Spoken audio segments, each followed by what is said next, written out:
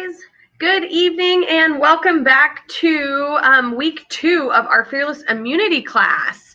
And so last week we really started with just kind of an introduction on big picture, why this is something that we wanted to go over in the office, as well as things that we can just really help you guys, one, just understand and educate on how your body works and how absolutely amazing it is, and then how to start incorporating what we call the 5 essentials of health into your lifestyle so that we are constantly working on aiding, regulating, supporting our immune system as much as we possibly can in multiple aspects of our life. And this is one of the things that we're obviously super passionate about it, because not only do we live this way, but our staff does, our families do. And this is, what we want to do to teach our patients things that they have control of, and just how much power they really have in taking control of their health. And that was kind of pretty much what we did talk about last week, was what are some of the things that you can do. What is the mindset that you're taking towards your health, knowing that you are in control, and then kind of individually going through each one of the 5 essentials and how you can start incorporating those into your daily life to help go through to help basically strengthen and support you and your family. And so just a little disclaimer as we go through tonight, because we are going to be talking about the germ theory, the terrain theory, viruses, bacterias, kind of our approach and differences within the allopathic model, and how we look at it. So I just wanted to we are not treating COVID-19 or any other viruses. I know that's obviously a hot topic right now, but a lot of it is just understanding education about how amazing our body's immune system is, how it actually functions and how it works, and then things that you can be doing. So that's where I just wanted to kind of start off with just a little bit.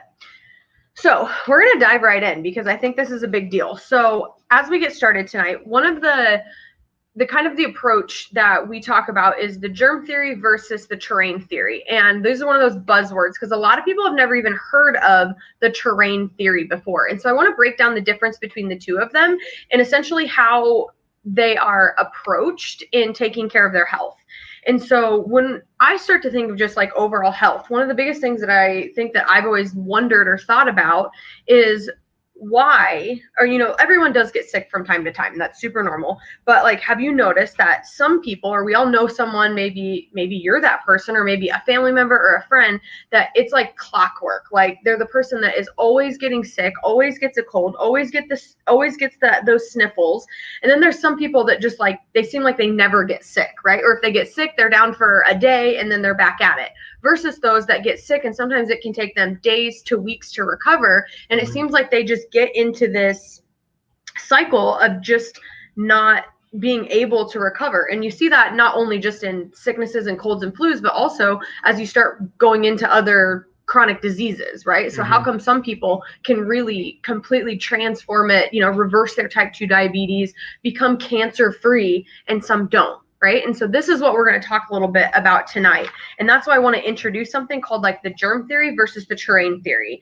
And so understanding these, I think, kind of helps you figure out what path, I guess, that you follow more, or you understand a little bit better. And honestly, I think that they both have a place, right? And so that's one of the things that when you understand it on the big side of things, or in the big picture, you can kind of follow what you feel is right for you. And so the germ theory basically states that the germ theory, of health believes that germs or pathogens are the things that lead to disease. Right. And so this is that, disease arises due to exposure to things from the outside. Right. So if I came in contact with someone who had a sickness or a cold, or had a bacterial infection or something along those lines, it doesn't matter what I do in my life, I'm going to get that disease. Okay, so that is essentially the germ theory. So it's working a lot outside in, and it really kind of pays not that much attention to what the individual person is. Right? You got anything to add on that one specifically? Right? And we know that, so the father of the germ theory is Louis Pasteur, and so this goes back a long time. And so basically the whole thing is looking at that germs and pathogens are the things that cause all disease. Okay. Now, the terrain theory is something that takes a little bit different of an approach. And so what the terrain theory talks about is that it believes that germs cannot cause infection and disease unless conditions in the body allow it to. Okay, so this is one of the things that I think is very interesting, where it says that yes, I could be exposed to a bacteria, or I could be exposed to someone that has a virus, but depending on how well my body is working on a cellular level, I may or may not get it. Okay. Mm-hmm. And so I think of this that, I look at it in a couple different ways. Like, we all know people that, how come, if you're a parent, that when cold and flu season goes around school, right, your kids get the flu, and you have maybe one or two people in your household that get the flu, but then you have one or two people in the household that don't, right? Mm-hmm. And so if the germ theory was the only way that things worked, everybody in the household would get it. Same thing like in a classroom, right? How come if a flu comes through the classroom, how come, 6 kids get it and 10 don't? And so that's one of those things where people started questioning this, and it's like, well, how come some people get this and some people don't? And so the terrain theory really kind of explains that it's the host. So it's an unhealthy environment within the body that allows that person to become susceptible or vulnerable to catching this pathogen, this bacteria, or this virus. And so I think it's really interesting when you start to look at that. And so the terrain theory also, really focuses on what can you as the person do to start building a healthy homeostasis. And homeostasis is your body's natural state, right? Whether you're healthy or sick, it's your body's where it wants to be. And so us as chiropractors, one of the interesting things is D.D. Palmer, was one of the first people that back in the 1800s actually started questioning this theory, right? He was like, well, how come, he's like, I desired to know why one person was ailing, at this table, and the person next to them didn't get sick. And so as all these theories on germ, terrain, all this stuff were coming out, he was one of the first people that started actually questioning it, right? And so when we start to look at the immune system itself, this is why I wanted to kind of break down the differences between them, because when we actually look at the germ theory versus the terrain theory, the truth is like I said, there's probably a little bit of both. Mm-hmm. Most people probably fall somewhere in the middle, because very large exposures to pathogens and microbes can be very dangerous. Mm-hmm. Obviously.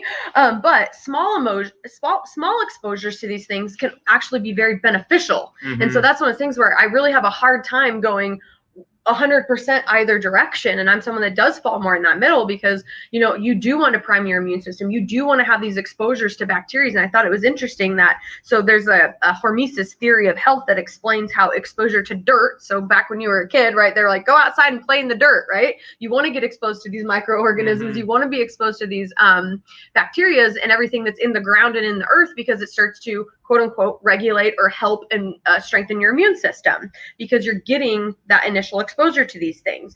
And so there was a study that showed, for example, that they were talking about how kids that grow up on farms have actually lower rates of asthma, of allergies, and autoimmune diseases compared to kids that grow up in cities, right, in inner cities, who are not exposed to a lot of these earth side natural bacterias and more toxicity side of things, more pollution, more toxins. Yeah. And so that's what we're going to kind of talk about today, is as we break down kind of your immune system and looking at absolutely how amazing your immune system is.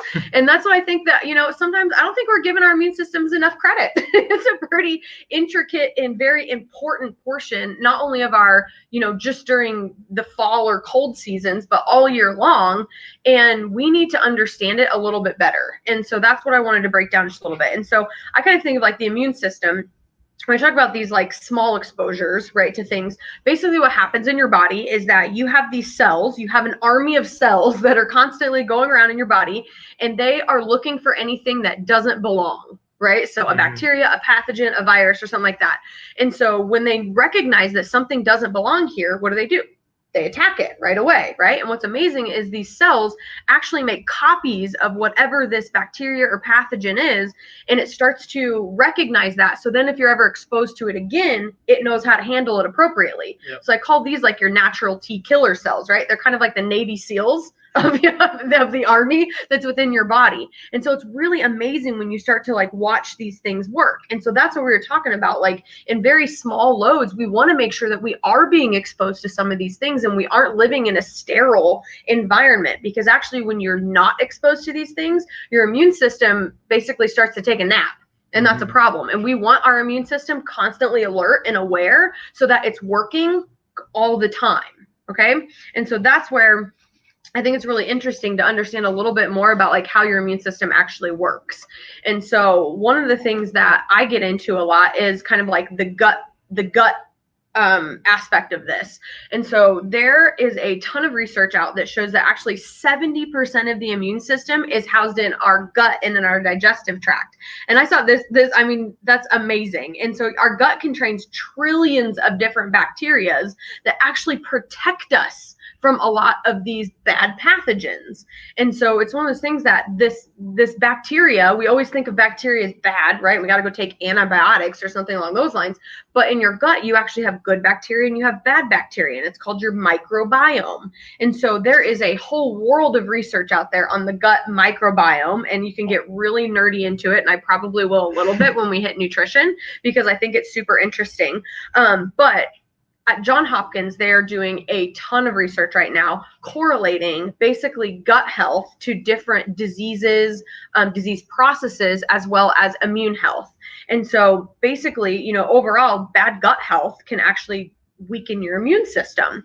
And so they've been doing studies that show that they discovered that your gut lining excretes antibodies into this bad bacteria that helps kill it, right? And so what's interesting is when we talk about how 70% of the immune system is located in your gut, this becomes an important thing, because they're doing research on how the bacteria or leaky gut or issues within the digestive system have an impact on cancer.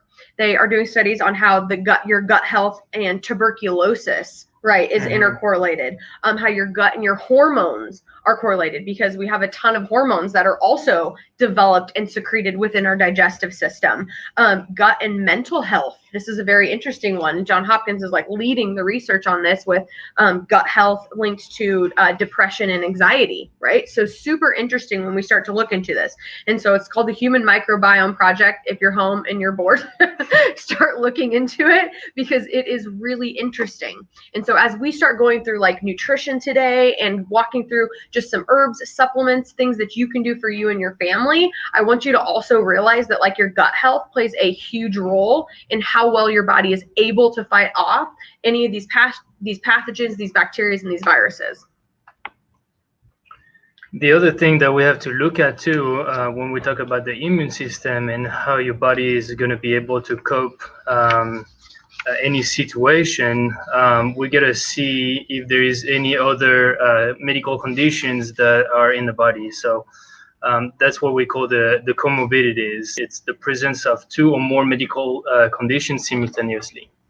So there's a lot of research that showed that somebody that has like obesity or heart condition, diabetes, or high blood pressure tend to have an immune system that will not react the same way to exposure to a new pathogen like a virus or bacteria or anything else, and that increases your risk of disease severity.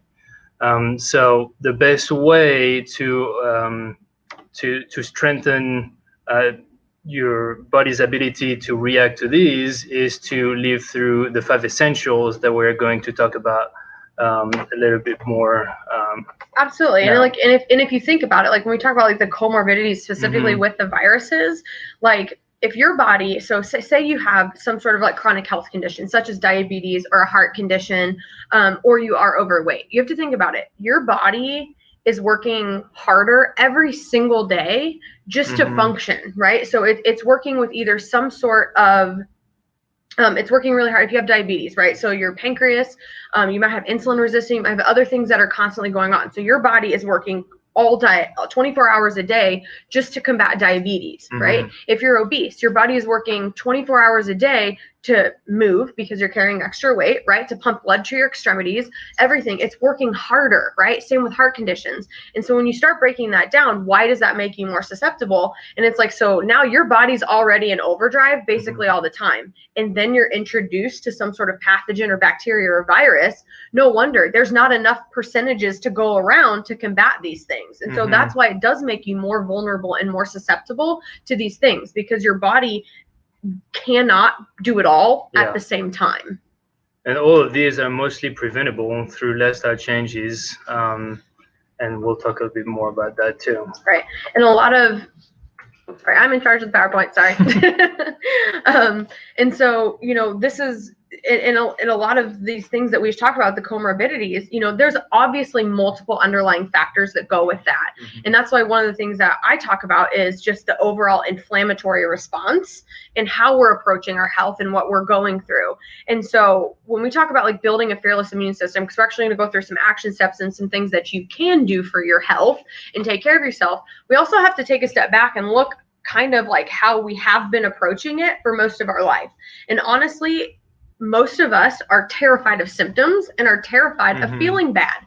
No one wants to feel bad, right? Yeah. And so when you get sick or you catch a cold or you do something, your body starts to show symptoms, right? So these symptoms are a fever, maybe you're sweating, right? Maybe you've got the shakes, you're achy, you've got these things going on. Maybe you're vomiting, maybe you have a headache, maybe you have diarrhea, digestive things that are happening. Well, these are symptoms that your body is doing physiologically to push through, kill off this bacteria, pathogen, or virus to be able to move forward, right? And to get rid of everything. And to get rid of it, right? So these are very strategic things that the body is doing to try to get through this and move forward. Now, the problem, though, is that we don't like to feel bad. And so what do? We take things to suppress it, right? So whenever we have a fever, most people will take Motrin or something like that because we know that the fever, you don't want to feel the fever. It hurts, right? Or because you're too hot.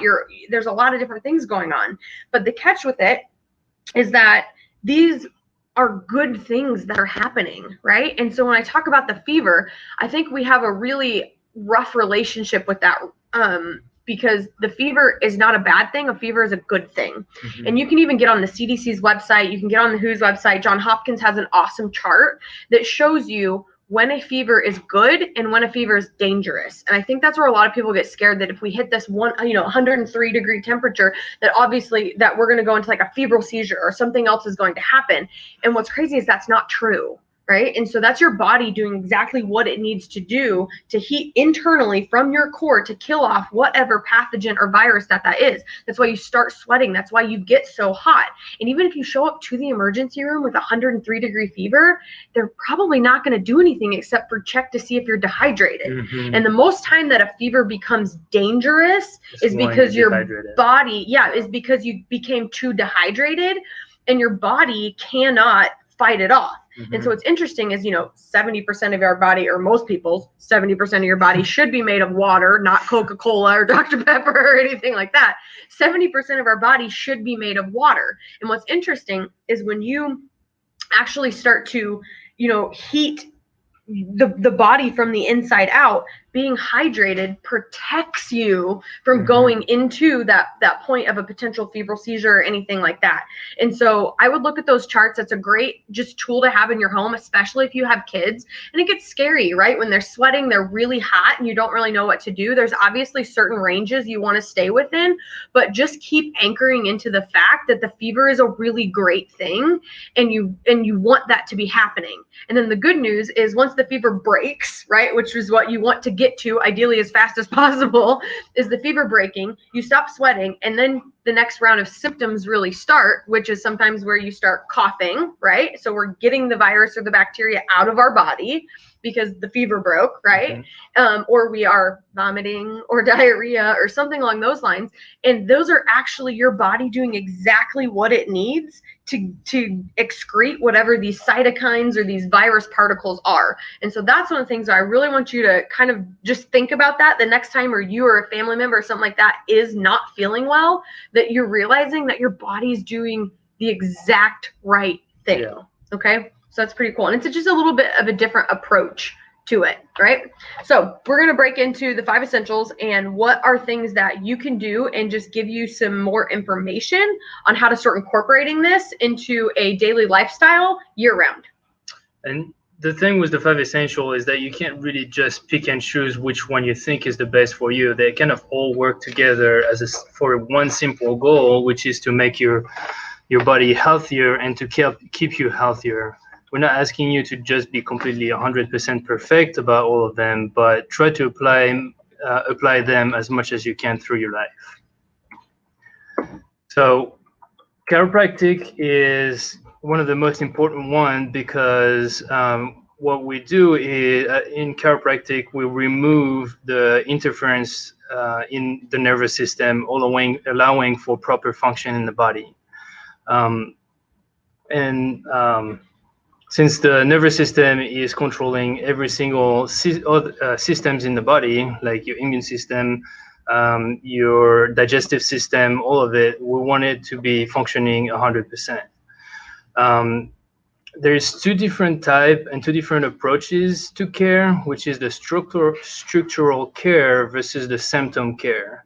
The structural care is when we correct the spine, and the symptom care is more of a reactive care where we either take some medication to hide off the symptom, or sometimes chiropractic care can just be used as symptom care as well. Right. So when you come in with pain and we adjust you and the pain goes away and then we don't see you again until the pain comes back, right? Yeah. So that's the symptom care. Mm-hmm. And it's not a long-term solution. If you don't correct the pains, if you don't realign the curves, if you don't realign the spine from the front, the symptoms will come back because you're not stopping your life that caused you to have that pain. It's kind of the same principle as orthodontics. They put the braces on to realign the teeth, and then you put a retainer to keep them aligned. So I guess within chiropractic, we're kind of like the orthodontist, right? Exactly, for the spine. Yeah, for the spine. We realign the spine, and then we recommend wellness to maintain the results on the long term. Both of them take time, but it's worth it. Right. And the other thing is, I think a big thing that people forget about like chiropractic, or even right now, honestly, in the last like 6 to 8 months, having patients come in and continue to get adjusted during all of this. Mm-hmm. They've talked about how their stress levels, everyone's stress levels have been through the roof right now. And stress comes in 3 forms. It comes in the chemical form, it comes in the emotional form, right? And this has been a very emotional 6 months. And then all of that typically shows up in a physical form. Mm-hmm. So if you're stressed out, you've got a new ergonomic station at home, right? You're working from a laptop, you've got kids running around, we're sitting probably more than we have in a really long time. That starts to put that physical stress on our body, and then that causes inflammation in the joints. That can put added stress on the discs. Chronic sitting starts to shut down our digestive system because structurally in our posture starts to cave like this, and so we're compressing everything. You don't breathe either. We're not getting good oxygen, right? Yeah. We're compressing our lungs.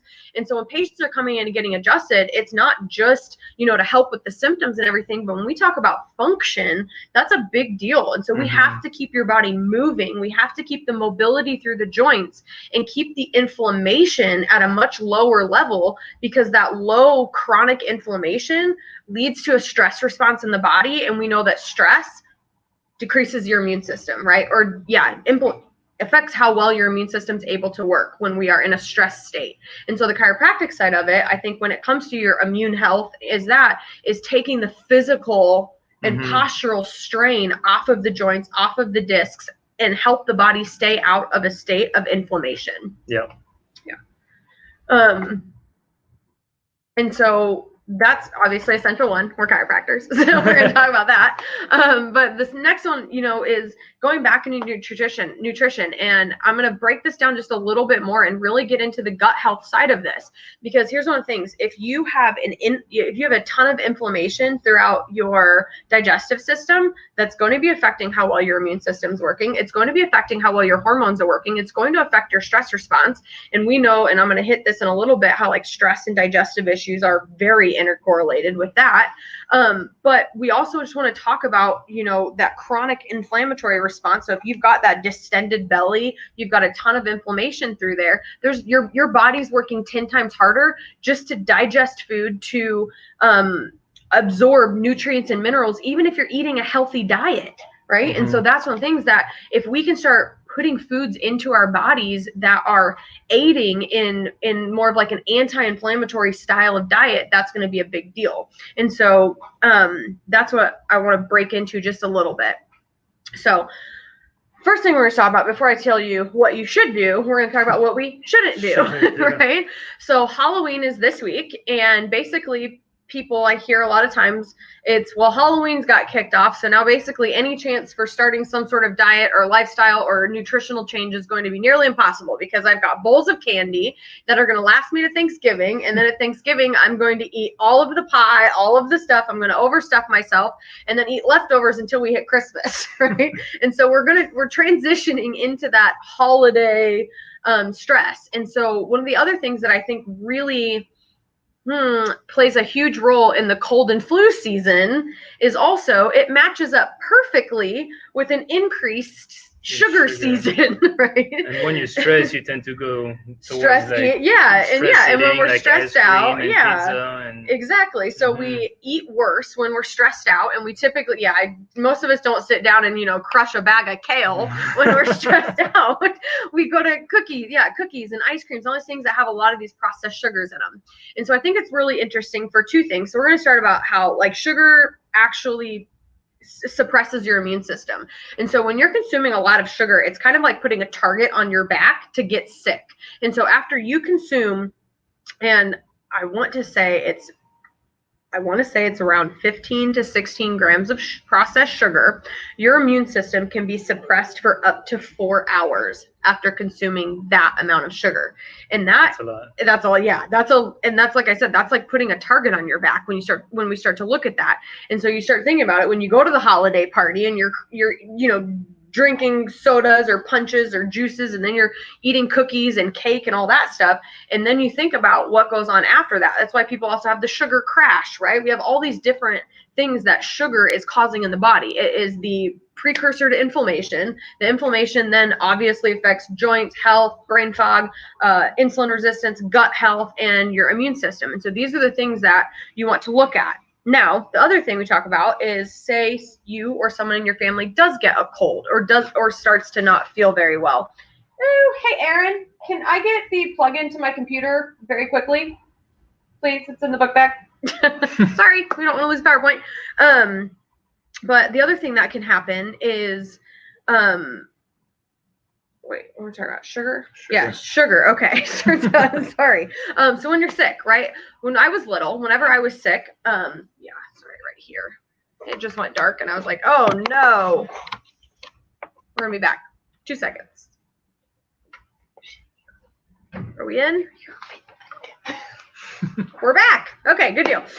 Okay, so whenever you're little or whenever I got sick, what was the typical things? And you guys can type in or comment what your homemade best sick recipes and remedies were. But most of the time, whenever we got sick at our house, we got Gatorade, we got Sprite, we got ginger ale, we got chicken noodle soup, right? Those are saltine crackers, right? What did you guys do in France when you get sick?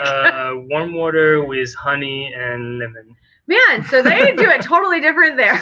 So ours was usually that. And now when I start to understand nutrition a little bit better, what's very interesting is pretty much all of the things that I was consuming to make myself feel better because we were sick was actually keeping me sicker for longer, because Gatorade has a lot of sugar in it. Soda has a lot of sugar in it. And then I was eating chicken noodle soup. And so we know that grains convert to sugar in the body. So then I was eating pasta and crackers and all these things that were actually suppressing my immune system and making my digestive system work harder instead of completely resting. And so a lot of times I do talk to patients now about, like, if you're not feeling well, I know it's really crazy, but really move to like juices and smoothies and water with lemon and honey and soothe the throat, and really go into more broths and that kind of stuff and soups, but eliminating a lot of the processed grains and that stuff that goes with it. And really don't make your digestive system work really hard when you're not feeling well, and allow your immune system to come in full force and really support it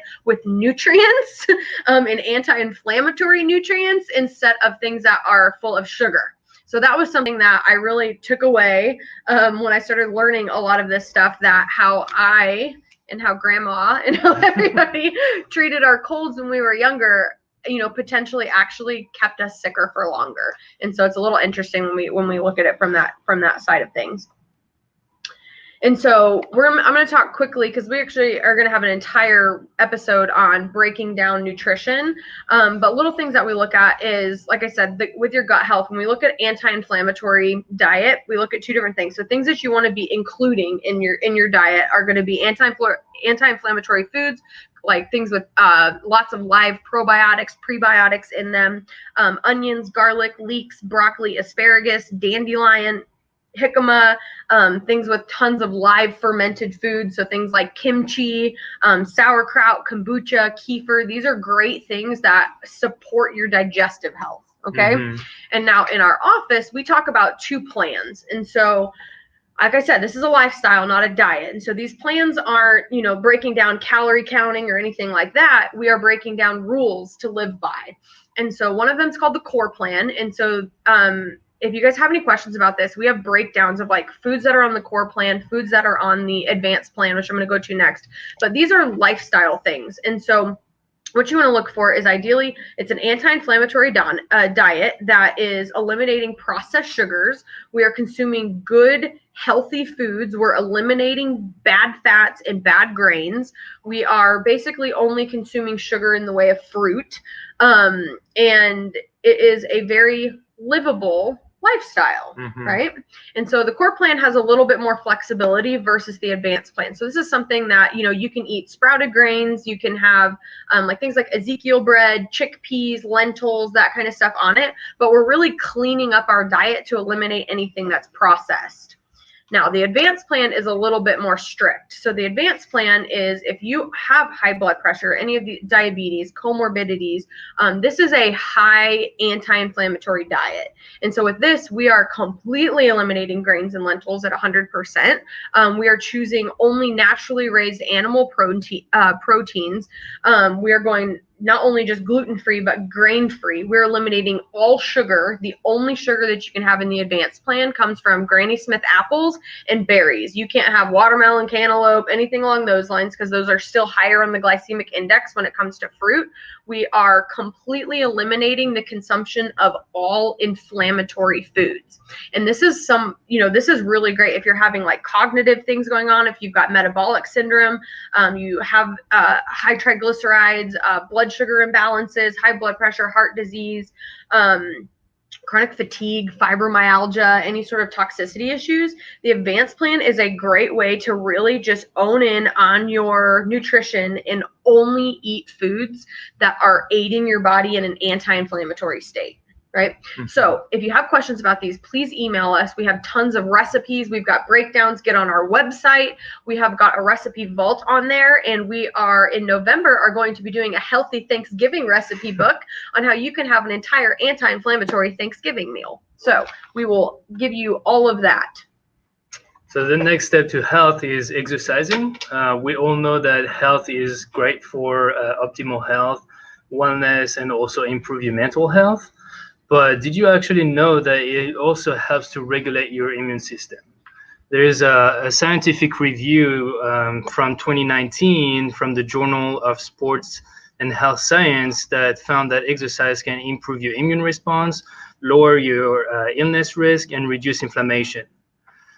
They studied people practicing regular light aerobic exercises like walking, running, and cycling for 5 or more days a week, were more than 40% less likely to get an upper respiratory infection. The the fact that it's a light aerobic exercise is the best way because it's increasing your heart rate and VO2 max. And also the fact that your muscles are contracting, that really helps to pump the blood and increase the blood flow and lymphatic flow throughout the body. And it's also stimulating the recruitment of natural killer cells and T cells that find the pathogens and wipe out these pathogens. And the blood flow increasing also spread out all of these natural killer cells and T cells to fight off any infections as soon as it hits the body. The other thing is that exercise helps to decrease inflammation, which helps the immune system, because if your body is chronically inflamed, like we said earlier, these immune cells are not going to be able to function as well. And your body is also going to be overwhelmed and not going to be able to react. Yeah. But you got to be careful too, because they've seen that people doing too extreme sport or too strenuous sports tend to decrease your immune function, because your body is in a chronic inflammatory state resulting from that extreme exercising. So you got to be careful. You got to find the middle ground. So the best way to get started with exercising is finding a workout partner. Put the exercise time on your schedule. Try to stick to it. Create some small goals and work towards one little goals at a time, but don't overdo it. And try to practice it as much as you can throughout the week, because this study showed that it's 5 or more days a week that you get these results. So if it's not just going for a 1 mile hike or walk during the weekend and think that you'll be fine for the rest of the week or even the rest of the month.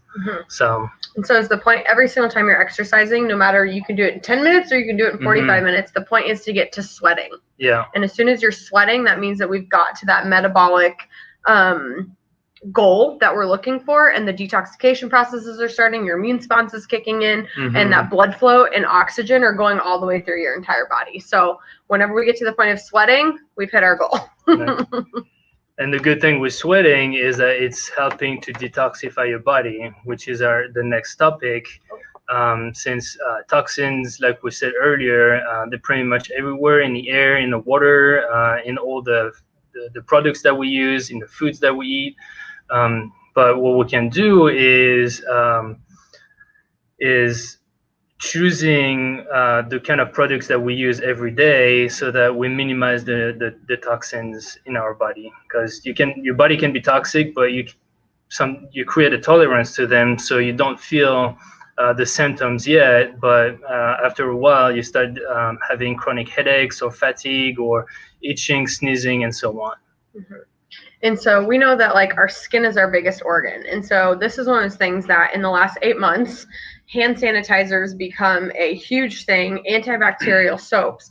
And so I just wanted to put something out there where, the antibacterial soap, there's a lot of research out there that shows that it's not the most effective way to be washing your hands. So going just through like regular soap or a good old classic bar of soap, right, actually cleans your hands just as well as the antibacterial soap. We want to make sure that we're not putting ourselves into a position of becoming bacterial resistant. And that's the same thing that you do see happening, and you have to think about it like we're supposed to be exposed to bacterias. And if we get to the point to where our body cannot appropriately respond to it because we've been in an overload of it, so by things like maybe you've taken multiple rounds of antibiotics, right, because that's not only just killed the bad bacteria, that's also killed the good bacteria in your body.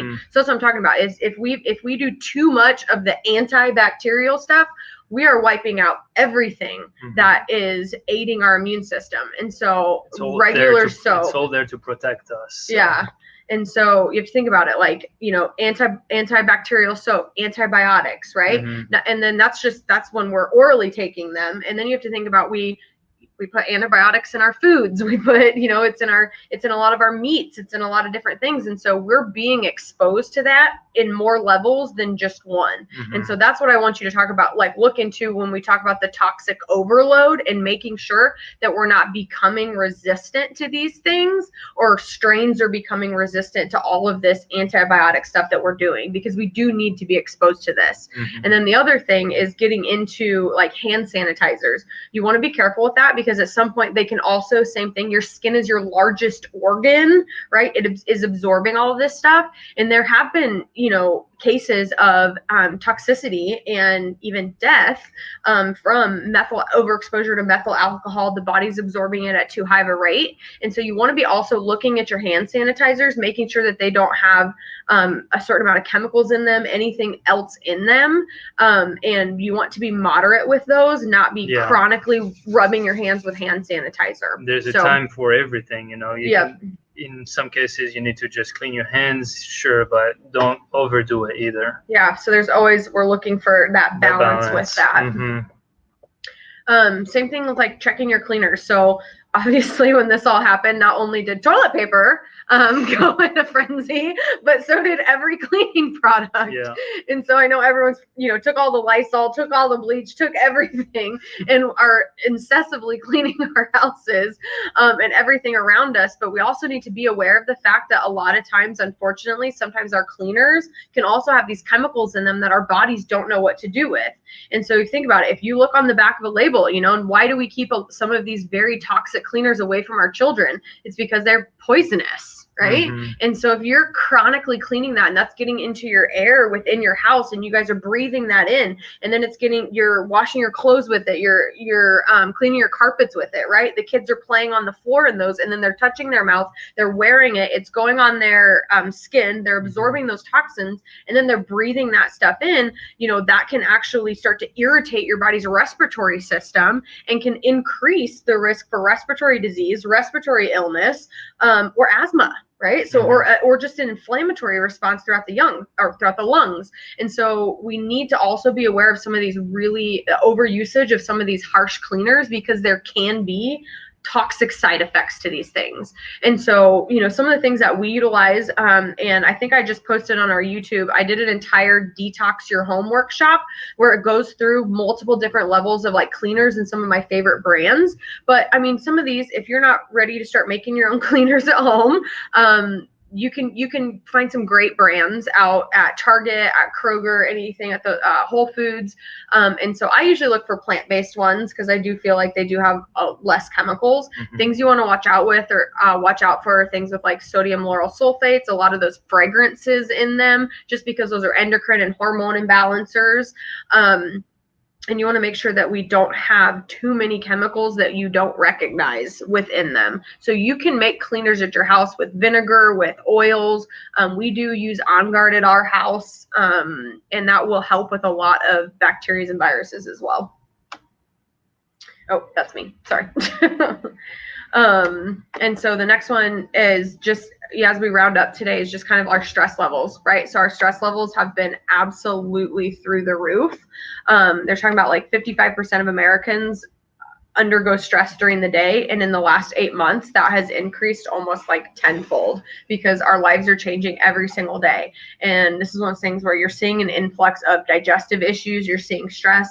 Obviously, it is not unbeknownst to people that our alcohol abuse, that kind of stuff, has increased drastically in the last 8 months. Suicide, depression, all this is going on, and it's very real. And so we need to start looking at what can we do for ourselves, for our family members, not only from a social aspect, reaching out to people, are you okay, checking in, but then taking time throughout the day, even if it's 15-20 minutes for yourself, to do a check-in. And so small things, obviously we talk about meditation, we talk about quiet time, doing things for yourself. And that doesn't mean it always has to cost money or anything along those lines, but like self-care is very important, and making sure that this chronic stress, because driving down the interstate and getting cut off, that's a quick stress response. We are not made to be in this high level chronic stress response for 8 months at a time, right? And what I'm afraid of, what the impact of this is going to look like over the next few years, as people are now getting into this state of like chronic fatigue. Yeah, it's a chronic stress, chronic fatigue, immune suppression, affecting our adrenal glands, affecting our body's ability to even handle stress, and affecting hormones. And so this is going to be one of those things that I highly advise you to start taking as a proactive approach to this as possible, and figuring out how you can carve out time throughout your day to work on that and be very mindful of it. There's a ton of information online on YouTube, and there's a ton of apps that you can use for meditation and stress relief and breathing exercises. Yeah, and if you sleep. need some more information, sleeping is very important. Yeah.